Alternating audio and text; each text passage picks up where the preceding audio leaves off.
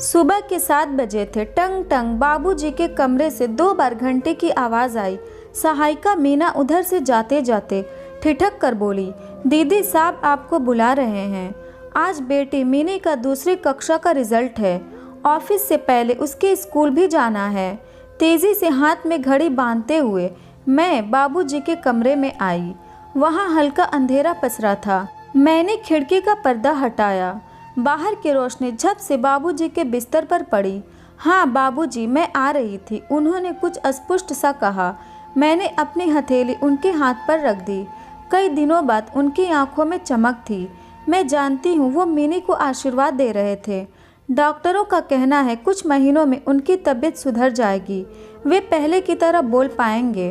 पर उनकी हर बात मैं समझ लेती हूँ, जैसे माँ को शिशु के हर इशारे का पता होता है। मन बचपन के गलियारे में भटकने लगा। बाबूजी की रोबोली आवाज़ कभी पूरे घर में गूंजा करती थी। कुंदन जैसा तपा हुआ रंग, घनी मूछें और लंबी डील डॉल। इसके विपरीत माँ इकहरे बदन की, तीखे नए नक्श वाली थी। रंग गोरा पर दबता हुआ सा था। जहाँ बाबूजी आत्मविश्वास से भरे थे, कुशल व्यापारी, गांव के सबसे बड़े रईस होने का दम उनके हाव भाव में बसा हुआ था, वहीं माँ को हमने कभी ऊंची आवाज़ में बोलते ना सुना था।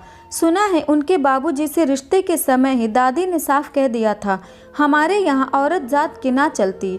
माँ ने कभी अपनी चलाई भी नहीं। वह अंतर्मुखी थी। उनका सबसे बड़ा अपराध पहली औलाद यानी मुझे एक बेटी को जन्म देना था। बकौल दादी हमारे खानदान में छोरी न जनी जाति या जन्म लेने ही नहीं देते थे। पुत्र होने की स्थिति में बाबूजी सारे गांव को भोजन देने की इच्छा रखते थे, पर मेरे जन्म ने उन्हें क्रोध से भर दिया था। उनका बस चलता तो खाट के पाय के नीचे रखकर या दूध भरी परात में मुझे डालकर मुक्ति पा लेते हैं। यह माँ का पहला और आखिरी विद्रोह था जो उन्होंने मुझे जीवित रखने के लिए किया, वरना खानदान के नाम पर बेटी की बलि आम बात थी। 2 साल बाद बाबूजी और दादी की इच्छा पूर्ण हुई, जब मेरे भाई दीप ने हवेली को अपने पहले रुदन से गुंजायमान किया।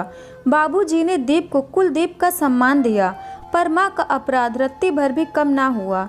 दीप राजकुमारों की तरह पल रहा था। उसकी हर इच्छा, हर छोटा सा इशारा सबके लिए आदेश था। कहीं गलती से वो गिर जाता या हल्की फुल्की चोट खा जाता तो नौकरों के साथ साथ माँ और मुझे भी बाबूजी के कोप की चिबुक सहनी पड़ती। जब देखो बाबूजी दीप की चिरौरी करते, उसी से खेलते, घुमाने ले जाते, हर जिद पूरी करते। उनके लिए मैं केवल नेपथ्य में कभी कभी नजर आने वाला साया थी। कुछ साल बाद दादी चल बसी। दीप के पास बाबूजी थे तो मेरे पास माँ का संबल था, या शायद मैं माँ का सहारा थी। चाहे मुझे बाबूजी की उपेक्षा मिलती हो, पर भौतिक सुख सुविधाओं की मुझे कमी ना थी। बाबूजी ने हर सहूलियत दी हुई थी, बस भावात्मक लगाव नदारद था। स्कूल में मैं खुश रहती, ढेरों सहेलियां और उन्मुक्त वातावरण। पढ़ना मुझे पसंद था। किताबें अनोखी, दुनिया का दर्पण जो मेरे कल्पनाशील मन को पंख लगा देती। समय के साथ दीप से ईर्ष्या पिघलने लगी। मैं स्वयं को बंधन मुक्त समझने लगी और उसे जंजीरों में जकड़ा हुआ।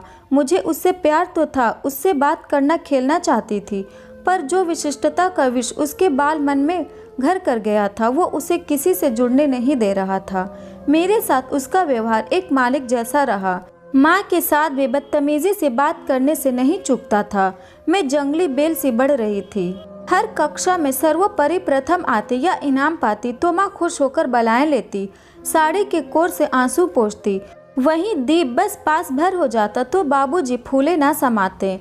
मेरी सफलता देखकर भी अनदेखी करते। हाई स्कूल पास करके मैंने शहर के बड़े कॉलेज में लॉ में एडमिशन ले लिया और हॉस्टल में रहने लगी। गांव बस छुट्टियों में ही जाना होता था। मेरा लॉ का 3रा वर्ष था। तभी बाबूजी ने दीप को अमेरिका की एक यूनिवर्सिटी में एनरोल कर दिया। वहाँ की तड़क भड़क ने उसके होश उड़ा दिए। हर थोड़े दिन बाद वो पैसों की डिमांड करने लगा। बाबूजी भी शौक से पैसा भेजते रहे। लॉ की पढ़ाई पूरे होते ही मेरी दिल्ली में एक लॉ फर्म में नौकरी लग गई और यहाँ मुझे अपने जीवन साथी सुधाकर मिले। नाम के अनुरूप मधुर व्यवहार, बुद्धिमान और सुशील।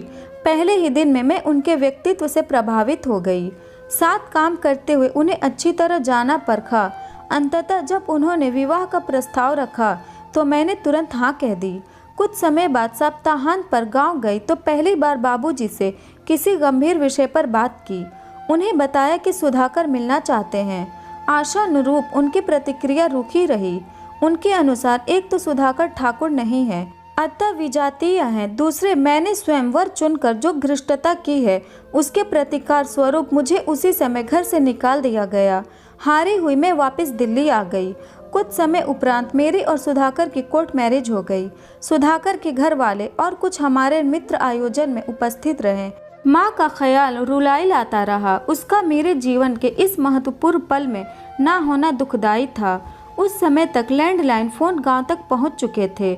घर फ़ोन करती तो मेरी आवाज़ सुनते ही फ़ोन पटक दिया जाता।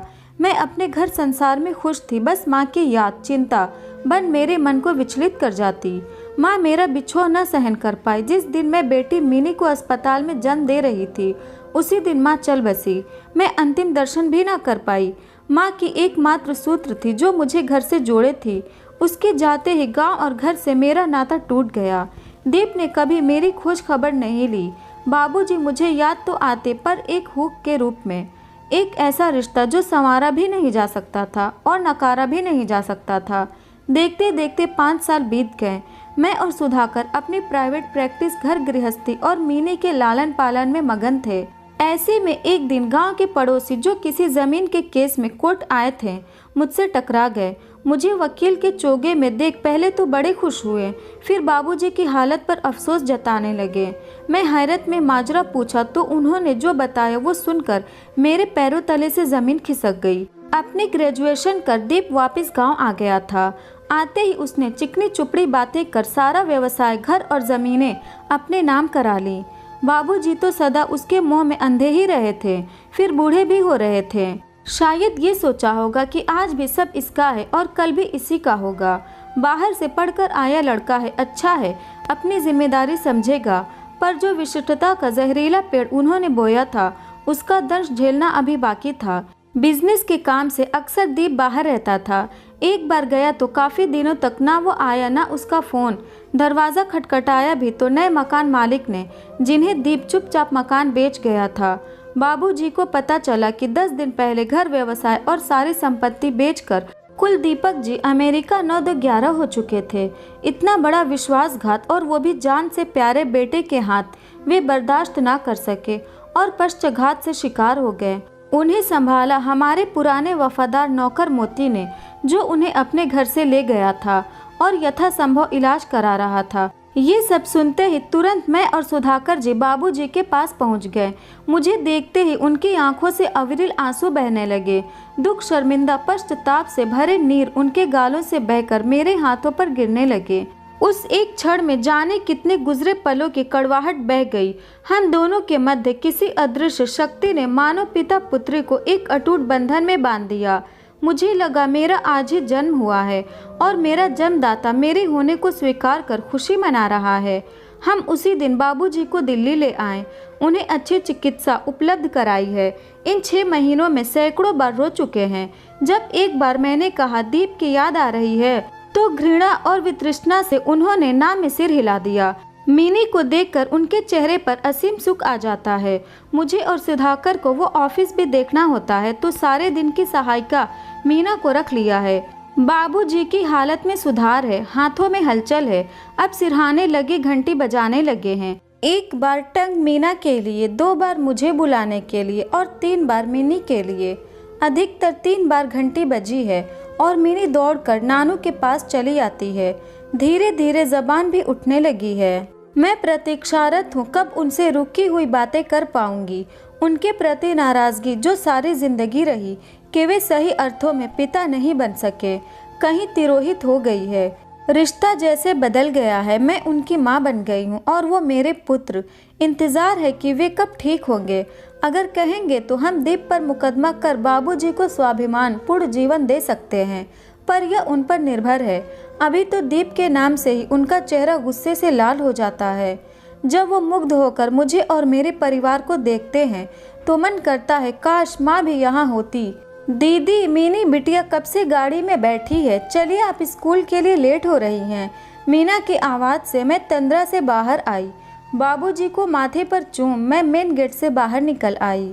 अगर ये स्टोरी आपको अच्छी लगी तो इस वीडियो को लाइक करें और नए हैं तो इस चैनल को भी तुरंत सब्सक्राइब करें।